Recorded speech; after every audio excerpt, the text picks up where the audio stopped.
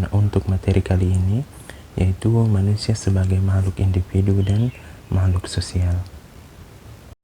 Nah, untuk slide kedua ini terkait dengan manusia sebagai makhluk individu, ya. Jadi kalau temanya tadi itu manusia sebagai makhluk individu dan sosial. Nah, untuk slide kedua ini kita bahas dulu manusia sebagai makhluk individu, ya. Kalian bisa lihat pada slide-nya bahwa individu itu berasal dari bahasa Latin, ya. Jadi dari kata individuum yang berarti tidak dapat dibagi. Nah, di sini apa sih sebenarnya yang tidak dapat dibagi? Nah, kalau kita merujuk pada perorangan manusia, bahwa ternyata sebagai makhluk individu itu manusia memiliki dua unsur pendukung yang sangat penting, yaitu jiwa dan raga, ya. Ada jiwanya, ada raganya. Atau bisa dikatakan ada secara jasmani, ada secara rohani, ya. Dan keduanya itu dia memiliki fungsi yang saling mendukung dan tidak tumpang tindih. Dalam hal ini mereka saling melengkapi. Kalau misalnya jiwanya tidak ada, baru raganya ada, kan tidak bisa seperti itu. Begitupun sebaliknya, kalau misalnya raganya ada, jiwanya tidak ada, otomatis kan dikatakan bukan lagi seorang semanusia, ya. Dan dikatakan sebagai manusia sebagai makhluk individu secara utuh kalau dia memiliki dua unsur pendukung tersebut, ya, tadi yaitu jiwa dan raga, ya, seperti itu. Oke, kita masuk ke slide ketiga, ya. Tadi sudah kita bahas tentang manusia sebagai makhluk individu, ya. Sekarang kita bahas tentang manusia sebagai makhluk sosial. Nah, dalam kenyataannya itu ternyata dalam kehidupan sehari-hari itu manusia tiap individunya itu mereka tidak bisa bekerja secara sendiri. Jadi mereka butuh seseorang untuk bisa bekerja sama untuk menyelesaikan sesuatu. Dalam hal ini sifat manusia sebagai makhluk sosialnya muncul, ya. Jadi tadi mungkin apabila seseorang di rumahnya itu dia sebagai makhluk individu, tetapi setelah dia keluar dari rumahnya maka dia membutuhkan bantuan orang lain untuk bekerja kah, mencari nafkah, berburu dan lain sebagainya. Itu kemudian sifat nalurinya untuk menjadi makhluk sosial itu muncul, ya.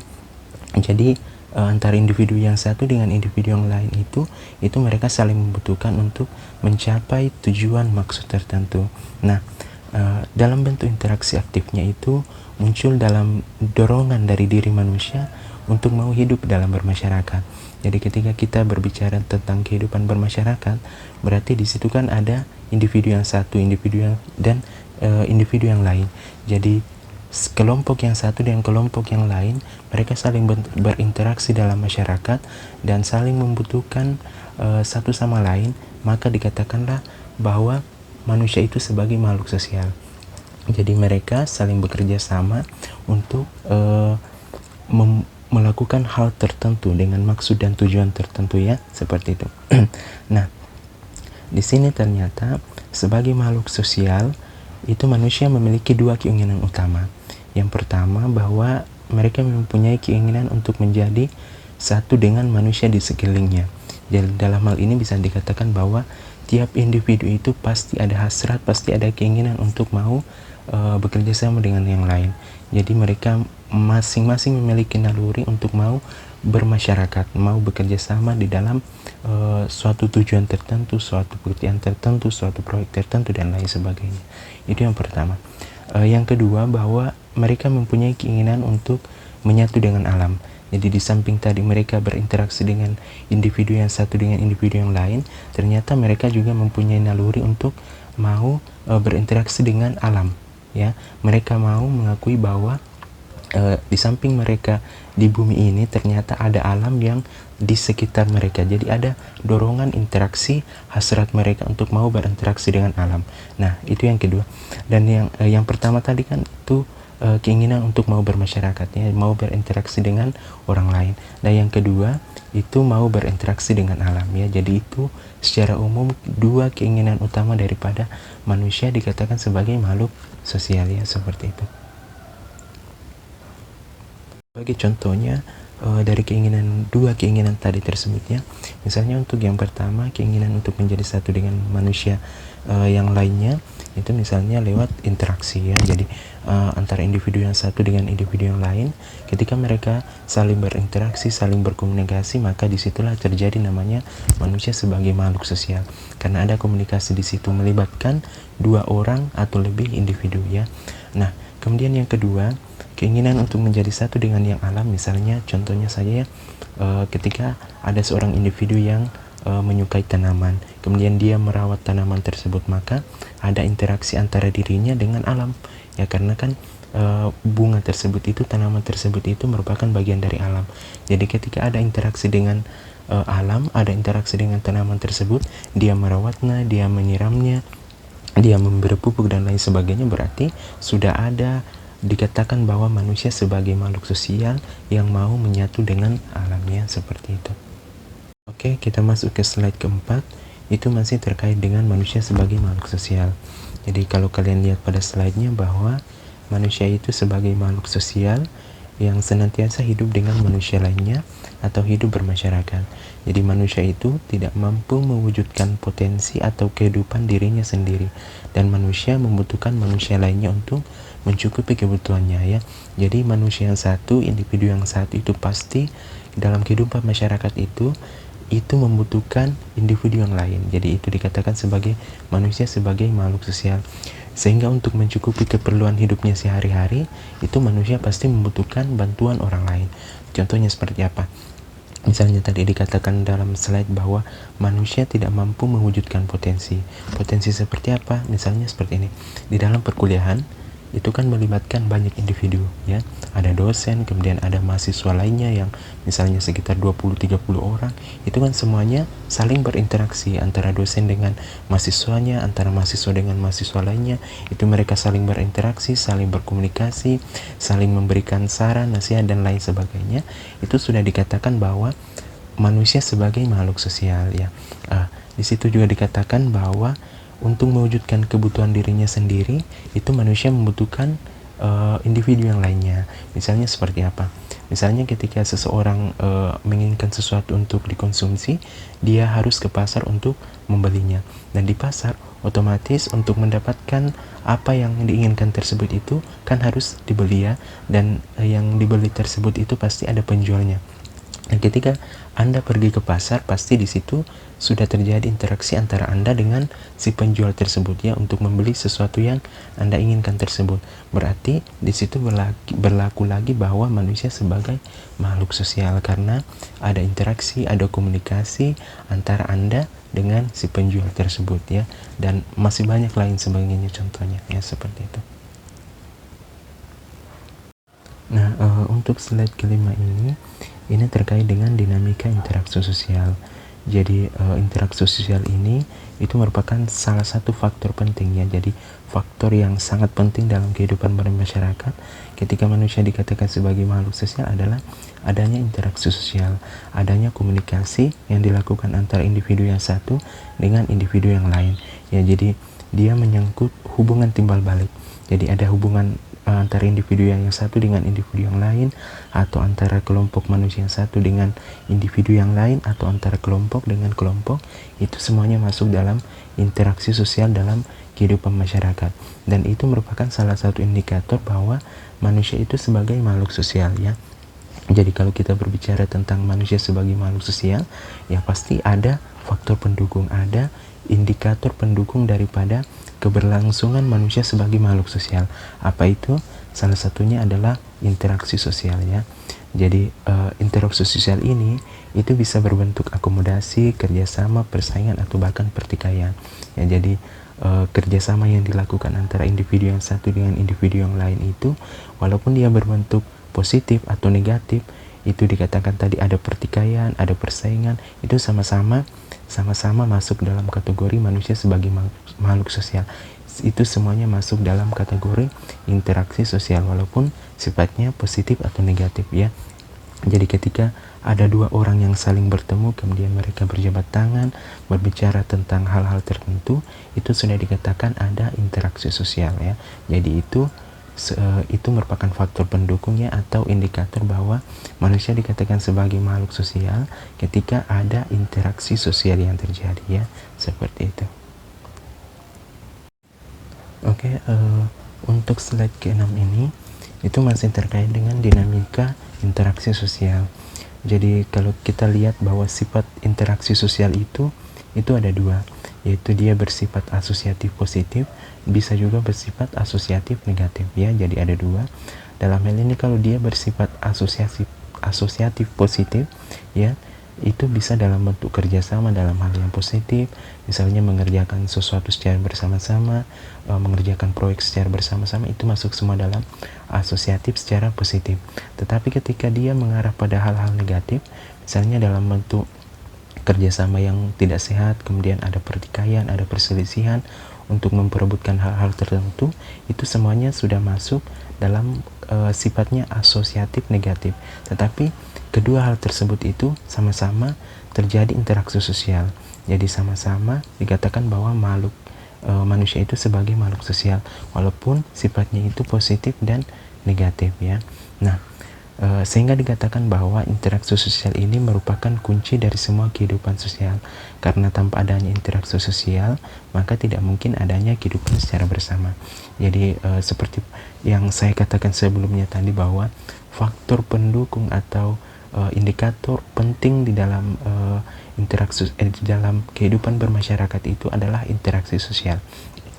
Ketika tidak ada interaksi sosial antara individu yang satu dengan individu yang lain, maka kehidupan sosialnya itu tidak jalan, ya. Jadi manusia dikatakan sebagai makhluk sosial ketika individu yang satu dengan individu yang lain itu tidak ada interaksi sosial di dalamnya, maka sudah dikatakan bahwa manusia sebagai makhluk sosialnya itu tidak jalan, ya, seperti itu. Jadi hal sewajarnya atau hal sepantasnya yang harus dilakukan oleh manusia sebagai makhluk sosial itu dalam kehidupan bermasyarakat itu adalah adanya interaksi sosial. Interaksi sosial ini contohnya seperti apa? Misalnya ketika contoh paling simpelnya itu ketika mereka bertemu, mereka berjabat tangan kah, atau saling menyapa dan lain sebagainya. Dalam kehidupan kampus, ya, ketika ada mahasiswa dengan yang satu dengan yang lain, mereka saling bekerja sama untuk menyelesaikan tugasnya, itu kan sudah terjadi namanya interaksi sosial. Ketika mahasiswa yang satu bertanya dengan dosennya ketika dia tidak mengetahui tentang tugasnya, itu sudah terjadi interaksi sosial semua, ya. Apalagi misalnya ketika mahasiswa melakukan bimbingan kepada dosennya untuk menyelesaikan skripsinya, itu kan semua sudah masuk dalam kategori interaksi sosial, ya, seperti itu. Oke, kita masuk ke slide ke-7, ya. Itu terkait dengan ciri-ciri terjadinya interaksi sosial.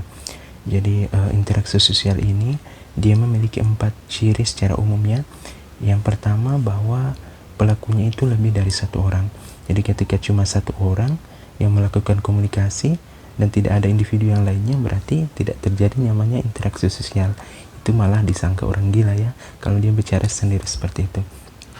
Nah, interaksi sosial ini itu terjadi melebihkan pasti melibatkan lebih dari satu orang, ya. Jadi ada 2 orang atau lebih yang saling melakukan komunikasi dan lain sebagainya, itu baru dikatakan terjadi interaksi sosial, ya, seperti itu. Nah, kemudian ciri yang kedua yaitu ada komunikasi antara pelaku melalui kontak sosial. Jadi ketika tadi individu yang saling bertemu kemudian melakukan komunikasi, membicarakan hal-hal tertentu, saling menyapa dan lain sebagainya, itu sudah terjadi namanya interaksi sosial. Tapi sebaliknya, kalau misalnya kedua individu tadi bertemu tetapi mereka cuma diam, walaupun ada pelakunya itu lebih daripada satu individu tetapi tidak ada komunikasi di dalamnya, berarti tidak jalan namanya interaksi sosial, ya. Walaupun mereka saling memandang dan lain sebagainya tetapi tidak ada komunikasi di situ, berarti interaksi sosialnya itu tidak jalan, ya. Jadi syarat yang kedua itu untuk memenuhinya itu yaitu harus ada komunikasi di situ, ya. Mereka saling menyapa, berbicara dan lain sebagainya. Nah, untuk ciri yang ketiga yaitu ada maksud dan tujuan, ya. Jadi terlepas dari sama atau tidaknya maksud serta tujuan tertentu. Jadi ketika individu yang tadi itu sudah saling berkomunikasi, ya pasti ada maksud dan tujuan tertentu. Misalnya seperti apa? Misalnya ketika mahasiswa di kampus itu saling bertemu, ya anggaplah ada mahasiswa A kemudian mahasiswa B, mereka saling bertemu di kampus, mereka saling mengobrol, saling menyapa dan lain sebagainya. Ternyata pasti ada maksud dan tujuannya apa. Misalnya dia membicarakan hal-hal tentang tugasnya, ada tugas yang diberikan oleh dosennya minggu lalu dan si A misalnya tidak tahu, kemudian dia bertanya tentang kepada si B tentang tugas tersebut, berarti sudah dikatakan di situ bahwa syarat yang ketiga yaitu ada maksud dan tujuannya. Tujuannya apa?